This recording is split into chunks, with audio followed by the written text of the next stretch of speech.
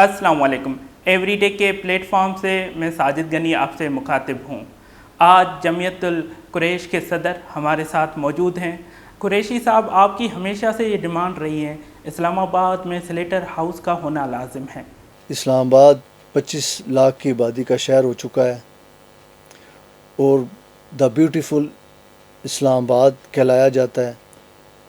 अब मौजूदा हुकूमत भी ग्रीन क्लीन के हवाले से इसको अप्रिशिएट किया जा रहा है कि इस्लामाबाद बाकी शहरों से बहुत खूबसूरत है।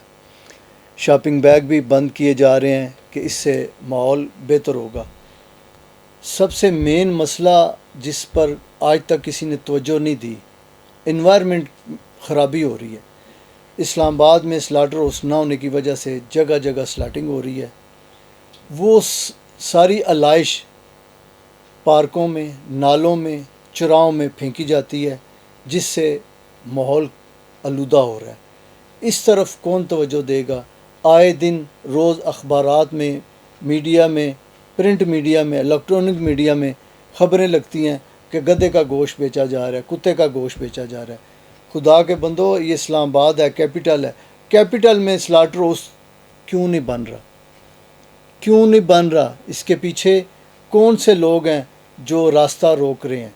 आज भी I-11-4 में प्लाट अवेलेबल है, PC-1 उसका बना हुआ है, फ़ंड उसके लोकेट हुए हैं, तो आज भी रुकावटें डल रही हैं। क्यों नहीं बनाया जा रहा? अच्छा कुरैशी साहब, आप इसके साथ साथ मुझे ये भी बता दें, स्लेटर हाउस से ट्विन सिटी को क्या फ़ायदे होंगे? स्लाटर हाउस बनने के बाद इस्लामाबाद की खूबसूरती भी हो जाएगी।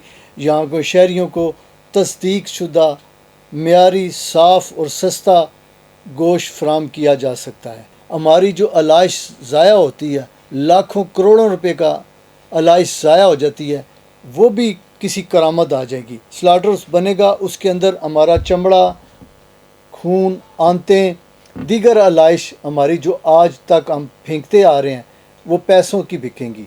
तो इसलिए मेरी अपील है मौजूदा हुकूमत के आगे, प्राइम मिनिस्टर के आगे, जब तक उन्होंने इस चीज़ को देखा नहीं, मुझे यकीन है कि ये प्रोग्राम अगर उन्होंने देख लिया तो फौरी तौर पर मौजूदा प्राइम मिनिस्टर साहब स्लाटर हाउस की तामीर का ऐलान करेंगे इंशाअल्लाह ताला।